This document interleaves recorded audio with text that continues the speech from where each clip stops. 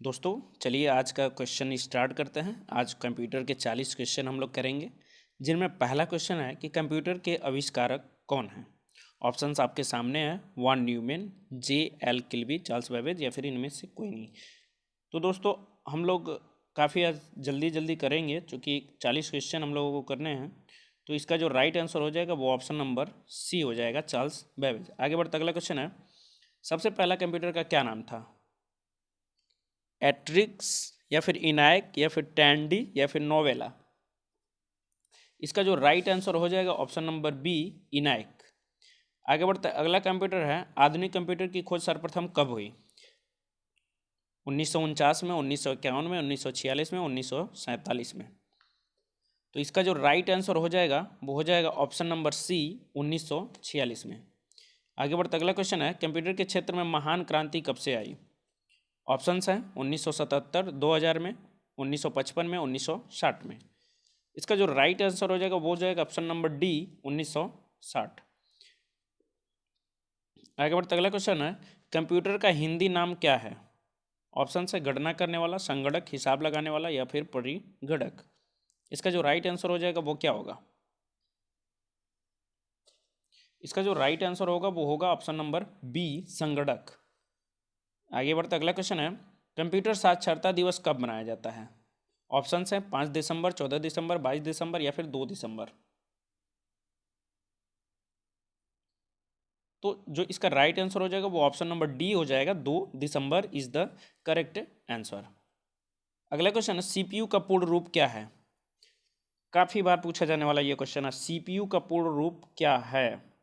Easy है but काफी ज्यादा पूछा जाता है। Central processing unit, central problem unit, central processing union या फिर इनमें से कोई नहीं। तो इसका जो राइट आंसर हो जाएगा वो हो जाएगा option number A, central processing unit. आगे बढ़ते अगला क्वेश्चन है, इनमें से कौन सर्च इंजन नहीं है। गूगल, याहू, बैडू या फिर वॉल्फॉर्म अल्फा। इसका जो राइट आंसर हो जाएगा वो हो जाएगा ऑप्शन नंबर डी, वॉल्फॉर्म अल्फा। अगला क्वेश्चन, निम्न में कौन इनपुट इकाई है। इसमें पूछ रहा है दोस्तों कौन इनपुट इकाई है। तो माउस जो है वो इनपुट डिवाइस है, कीबोर्ड इनपुट डिवाइस है, स्कैनर आउटपुट डिवाइस है। तो इनमें इनपुट इकाई कोई नहीं दिखाई दे रहा है, जो मतलब सिंगल हो, सिर्फ इकाई उसी को कहेंगे। तो इनमें माउस, कीबोर्ड, स्कैनर इनमें से कोई नहीं होगा, तो ऑप्शन नंबर डी जो हो जाएगा वो करेक्ट हो जाएगा। अगला क्वेश्चन है कि 1 किलो बाइट कितने बाइट के बराबर होते हैं, यानी कि 1 KB कितने बाइट के बराबर होता है। ऑप्शंस हैं 1024 बाइट, 1024 मेगाबाइट, 1024 गीगाबाइट, इनमें से कोई नहीं। तो 1024 बाइट में पूछ रहा है कि 1 किलो बाइट में कितने बाइट होंगे। तो यहाँ पे सारे मेगाबाइट में है, गीगाबाइट में है, तो हमको बाइट में बताना है। तो 1024 बाइट हो जाएगा, जो ऑप्शन नंबर ए है वो करेक्ट हो जाएगा। अगला क्वेश्चन है कि 1 मेगाबाइट कितने बाइट के बराबर होता है, यानी कि 1 MB, जो आप लोग पर डे के लाइफ में यूज करते हैं कि इतना MB हमने यूज किया, इतना GB हमने यूज किया, वो उसी टाइप से है। तो 1 मेगाबाइट में कितने बाइट बराबर होते हैं, तो ये कितना बाइट हो जाएगा, 1024 KB। ऑप्शन नंबर ए जो हो जाएगा वो करेक्ट हो जाएगा, ऑप्शन नंबर ए जो हो जाएगा वो करेक्ट हो जाएगा। आगे बढ़ते हैं, 1 गीगाबाइट कितने बाइट के बराबर होता है। यानी कि दोस्तों जो हम लोगों को मिलता है ना कि 1 GB, वो 2 GB, 3 GB, तो उनमें कितना मतलब बाइट के बराबर होते हैं। 1 GB कितने बाइट के बराबर होते हैं।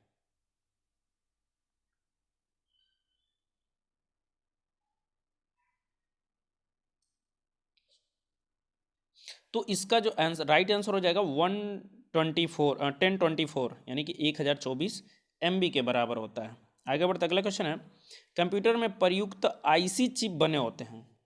काफ़ी बार ये भी क्वेश्चन पूछा गया है दोस्तों, काफ़ी इंपॉर्टेंट क्वेश्चन है ये। क्रोमियम से, आयरन ऑक्साइड से या फिर सिल्वर से या फिर सिलिकॉन से। तो इसका जो राइट आंसर हो जाएगा वो होगा option number D is the correct answer. अगला है, इंटरनेट के पते में पद HTTP का सही विस्तृत रूप है। दोस्तों आप लोगों ने देखा होगा HTTP करके लिखा हुआ आता है, जिसका पूर्ण रूप होता है हाइपर टेक्स्ट प्रोटोकॉल इसमें दिया है, लेकिन हाइपर टेक्स्ट मार्कअप लैंग्वेज वो HTML होता है, सॉरी यहाँ पे HTTP कर रहा है, तो ये हाइपर टेक्स्ट ट्रांसफ़र प्रोटोकॉल हो जाएगा, जो दिया है option number D. Option number D जो हो जाएगा वो करेक्ट हो जाएगा। एक और होता है HTML करके होता है, HTML जिसका फुल फॉर्म होता है हाइपर टेक्स्ट मार्कअप लैंग्वेज होता है।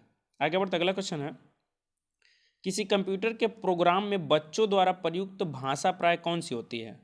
बेसिक, जावा, लोगो या फिर पायलट? तो दोस्तों आप लोगों को पता होगा कि जो जावा होता है, जावा वो बेसिक लैंग्वेज होता है। सॉरी, इसमें हम क्वेश्चन सही ध्यान नहीं दे पाए, हम क्वेश्चन को फिर एक बार रिवाइज करते हैं। किसी कंप्यूटर के प्रोग्राम में बच्चों द्वारा प्रयुक्त भाषा प्राय कौन सी होती है? किसी कंप्यूटर के प्रोग्राम में बच्चों द्वारा प्रयुक्त भाषा प्राय कौन सी होती है? बेसिक, जावा, लोगो या फिर पायलट? तो दोस्तों इसका जो राइट आंसर हो जाएगा वो लोगो होगा। हमने गलती से जावा बता दिया, लेकिन जावा बेसिक में ही आता है। आगे बढ़ते हैं, अगला क्वेश्चन है कि एक सुहाहा निजी कंप्यूटर को जो आपकी गोद में रखने लायक छोटा सा होता है क्या कहलाता है? कौन सा कंप्यूटर वो कहलाएगा? Main frame computer, notebook computer, work station या फिर PDA? तो इसका जो राइट आंसर हो जाएगा वो option number B, notebook computer. अगला क्वेश्चन है, कोंडा तरक एक प्रोग्राम है, वह निम्नलिखित में से किससे प्रोग्राम रूपांतरण है? मशीन से निम्न स्तर तक, निम्न स्तर से उच्च स्तर तक, उच्च स्तर से कोडांतरण तक, कोडांतरण से मशीन तक? तो इसका जो राइट ऑप्शन हो जाएगा वो ऑप्शन नंबर डी हो जाएगा, कोडांतरण से मशीन तक। आगे बढ़ता है, अगला क्वेश्चन है, मल्टी प्रोसेसिंग होती है, तो ऑप्शंस दिए हैं, एक प्रोसेसर द्वारा, एक से अधिक प्रोसेसर द्वारा, बिना किसी प्रोसेसर के, या फिर इनमें से कोई नहीं? तो इसका जो राइट आंसर हो जाएगा ऑप्शन नंबर बी, एक से अधिक प्रोसेसर द्वारा। अगला क्वेश्चन है, निम्नलिखित में से ऑप्टिकल मेमोरी है? ऑप्शंस हैं bubble memories, floppy disk, CD-ROM या फिर कोर मेमोरीज? तो इसका जो राइट आंसर हो जाएगा वो क्या होगा? तो दोस्तों इसका जो राइट आंसर हो जाएगा वो हो जाएगा CD-ROM, सी, ऑप्शन नंबर सी जो हो जाएगा वो करेक्ट हो जाएगा। अगला क्वेश्चन है, CPU में कंट्रोल मेमोरी और तीसरा कौन सा यूनिट होते हैं? तो माइक्रो या फिर प्रोसेसर या फिर आउटपुट या फिर अर्थमेटिक लॉजिक? तो दोस्तों इसका राइट आंसर हो जाएगा option number D is the correct answer, arithmetic logic unit. अगला क्वेश्चन है, CPU के ALU में होते हैं, तो दोस्तों CPU के ALU में क्या होता है? RAM space, register, byte space या फिर इनमें से कोई नहीं? तो इसका जो राइट आंसर हो जाएगा वो होगा ऑप्शन नंबर बी जो हो जाएगा, रजिस्टर, वो करेक्ट हो जाएगा। आगे बढ़ता अगला क्वेश्चन है, गणना और तुलना के लिए कंप्यूटर के किस भाग का प्रयोग किया जाता है? ऑप्शंस हैं disk unit, modem, ALU, control unit? तो इसका जो प्रयोग किया जाता है वो हो जाएगा ALU। ALU का फुल फॉर्म होता है अर्थमेटिक लॉजिक यूनिट। आगे बढ़ते हैं, अगला क्वेश्चन है, एक हार्डवेयर डिवाइस जो डाटा को अर्थपूर्ण इंफॉर्मेशन में परिवर्तित करता है वो क्या कहलाता है? प्रोसेसर, इनपुट डिवाइस, प्रोग्राम या फिर प्रोटेक्टर? क्या होता है इनमें से? राइट आंसर क्या हो जाएंगे? इनमें से जो राइट आंसर हो जाएगा वो हो जाएगा option number A, processor. Processor is the correct answer. आगे बढ़ते अगला क्वेश्चन है, प्रोसेसर के 3 मुख्य भाग हैं, ऑप्शंस हैं ALU, कंट्रोल यूनिट और रैम, या फिर ALU, कंट्रोल यूनिट और रजिस्टर्ड, कैश कंट्रोल यूनिट और रजिस्टर्ड, या फिर इनमें से कोई नहीं? तो इनमें से जो हो जाएगा वो ऑप्शन नंबर बी जो हो जाएगा वो करेक्ट हो जाएगा, ALU, कंट्रोल यूनिट और रजिस्टर्ड। आगे बढ़ते अगला क्वेश्चन है, CPU और IO के बीच सिग्नलों में के मूवमेंट को कौन नियंत्रित करता है? ऑप्शंस हैं control unit, ALU, memory unit या फिर इनमें से कोई नहीं? तो इसका जो राइट आंसर होगा वो ऑप्शन नंबर ए हो जाएगा, कंट्रोल यूनिट। अगला क्वेश्चन है, कंप्यूटर के सेंट्रल प्रोसेसिंग यूनिट का फंक्शन है? डेटा डिलीट करता है, इनवॉइस करता है, या फिर गणनाएं और प्रोसेसिंग करता है, या फिर इनमें से कोई नहीं। इसका जो राइट ऑप्शन हो जाएगा वो क्या होगा?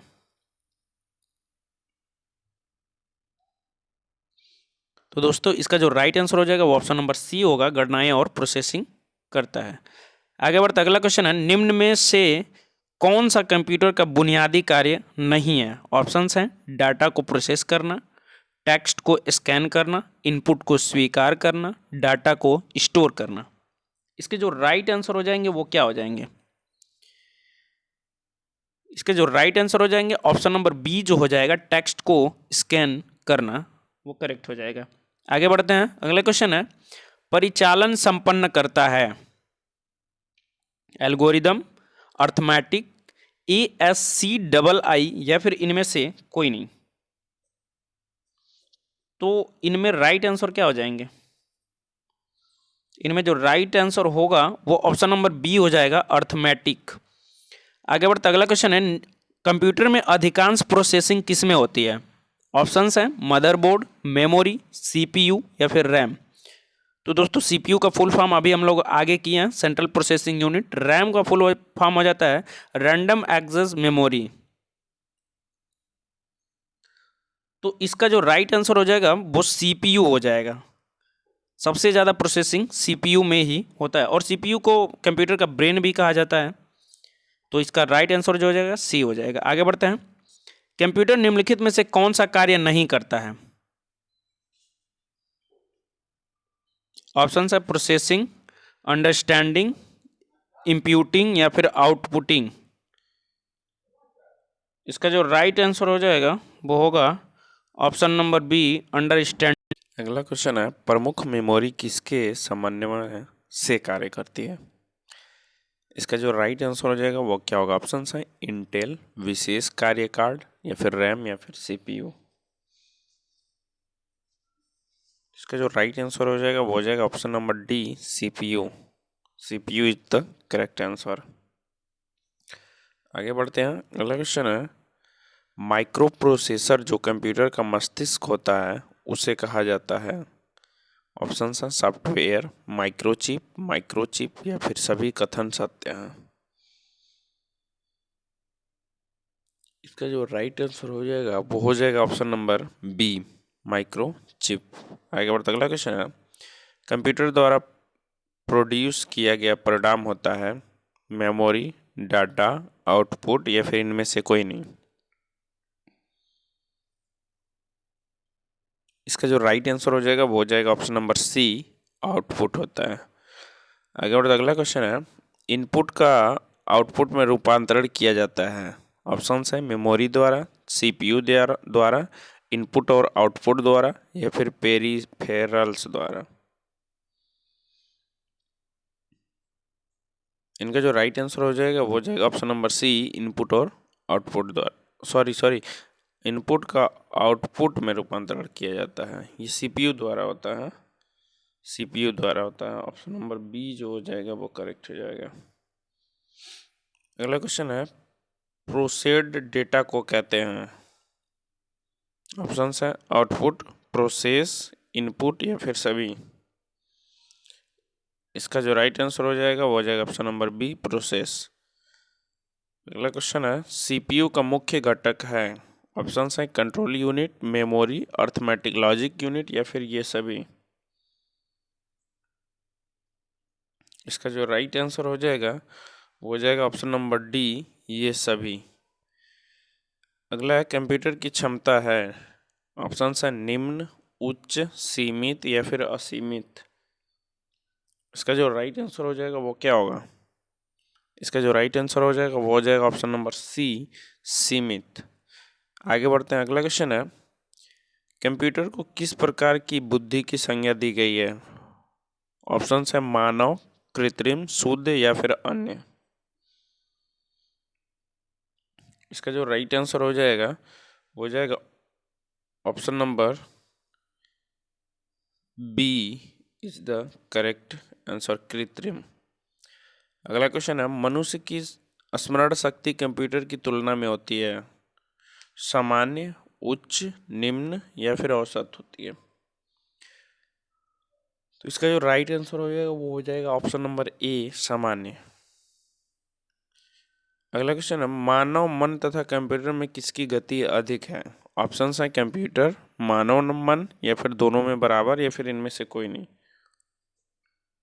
जिसका जो राइट आंसर हो जाएगा वो मानव मन हो जाएगा। Option number B is the correct answer.